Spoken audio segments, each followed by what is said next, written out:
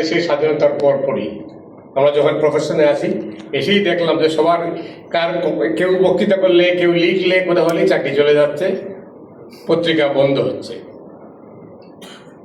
তখন একটা বিখ্যাত হেডিং ছিল, যে হেডিংয়ের কারণে পত্রিকাও বন্ধ হয়েছিল, বেগম মুজিব ঘুষ খান। এটা ছিল হঠকারিতা, কিন্তু আমরা কি সেখান থেকে বের হয়ে আসতে পারছি? আজকের যুগেও কিন্তু আমরা হাতে সবাই সাংবাদিক, সব কিছুই আমরা লিখছি, আমরা কোথাও দাড়ি কমা সেমিকোলন মানছি না। এটা যে কোনো সরকারকেই বিপদে ফেলে দেয়। তারেক রহমান সাহেবের এই সরকার, তিনি আমাদের কথা দিয়েছেন, তিনি তার নির্বাচনী ইশতেহারে বর্ণনা করেছেন, প্রতিশ্রুতি দিয়েছেন যে মুক্ত সংবাদপত্রে বা মুক্ত সাংবাদিকতায় তিনি বিশ্বাস করেন। কিন্তু এটা ধরে রাখতে জন্য কিন্তু আমাদের দায়িত্ব আছে, কারণ আমরা যদি সবাই হঠকারিতা করি তাহলে কিন্তু এই স্বাধীনতা আমাদের হাতছাড়া হয়ে যাবে। সরকারগুলোর শুরুটা খুব ভালো হয়, আমরা তো দেখলাম 15-16 বছরের কি অবস্থা হলো। কাদের গনি চৌধুরী একটা দিক উল্লেখ করেছেন। আমি বলবো যে অনুগত সাংবাদিকতা আমাদের এই গোটা গণমাধ্যমকে ক্ষতিগ্রস্ত করেছে, জবাবদিহি থেকে বাইরে নিয়ে গেছে। জবাবদিহিতে আমরা নিশ্চিত করতে পারি নাই। এই যে সরকার 16-17 বছরে তো একবারও আমি দাওয়াত পাই নাই যে প্রধানমন্ত্রীর কাছে প্রেস কনফারেন্সে একটা প্রশ্ন করব। আমি শুধু সম্পাদক ছিলাম না, আমি ভয়েস অফ আমেরিকার বাংলাদেশের প্রতিনিধি ছিলাম, সেই সুযোগটাও আমি পাইনি, ব্ল্যাক লিস্টে। এইটা যে আবার হবে না এর গ্যারান্টি নাই, কিন্তু এটা অন্যভাবে নেবেন না। আমি সতর্ক করছি, এখানে আমার অভিজ্ঞতা দিয়ে বলছি যে এইটা যে অস্থিরতার জন্য অনুগত সাংবাদিকতা সরকারকে কোনো অবস্থাতেই মাইলেজ দিবে না।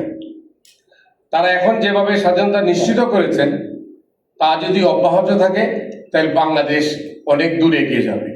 তাহলে মালিক শ্রমিক সবাই মিলে আমরা এক কাতারে এক আওয়াজ তুলতে পারি। কিন্তু ওই যে আমাদের মধ্যে আপনারা জানেন 75 সালে 4টা পত্রিকা রেখে সব পত্রিকা বন্ধ হয়েছিল।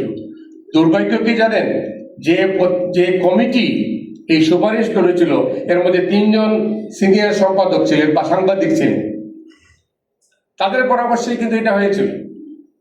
তো ইতিহাস থেকে আমরা বারবার কোনোদিনই শিক্ষা নেই না, আমরা মনে করি যে এই অবস্থা পেয়ে গেলাম।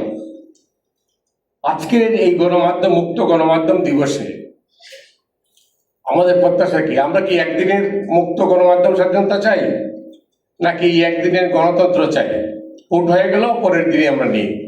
অস্থিরতা যদি সমাজে থাকে, যে সমাজে একটা বুদ্ধিজীবী মানে সিভিল সোসাইটি অস্তিত্বহীন হয়ে গেছে, সিভিল সোসাইটি ছাড়া।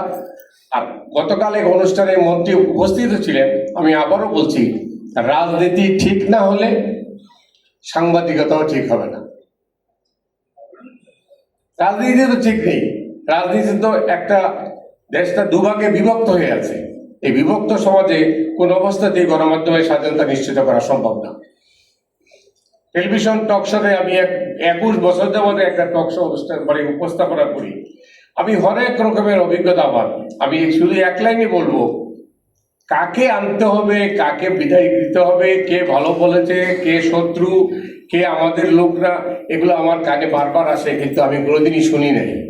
আর যে মাধ্যমে যে মিডিয়াতে আমি কাজ করি, চ্যানেল লাইন কথাই আমি বলছি, তারা কোনোদিনই আমাকে বলেন নাই যে এর বাদ দেন, এরে আনে। কিন্তু বাইরের থেকে বলা হয় যে এই লোকটাকে কেন আনলেন আপনি। এই যখন অবস্থা সমাজে এখনো কিন্তু এর বাইরে না, কিন্তু আবার সেলফ সেন্সরশিপ এতটা বেশি যে আমি নিজেই বলার আগে আমি যদি কোনো নিউজ দিতে চাই, আমার সহকর্মীরা বলেন এটা দেওয়া ঠিক হবে না।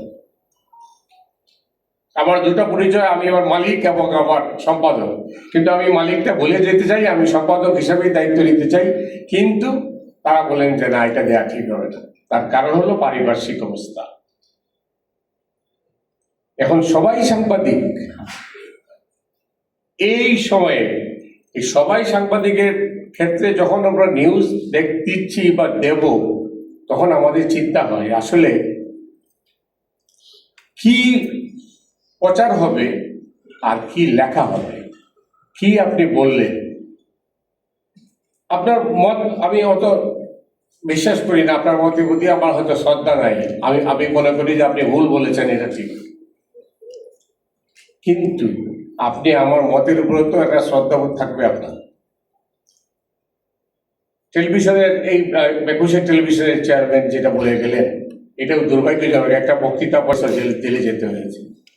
আমি যদি 8 মাস দেশেই ফিরতে পারি নাই, শেষের দিকে নানা ধরনের বিক্ষোভ, নানা কিসিমের সরকার আসছে বাংলাদেশে।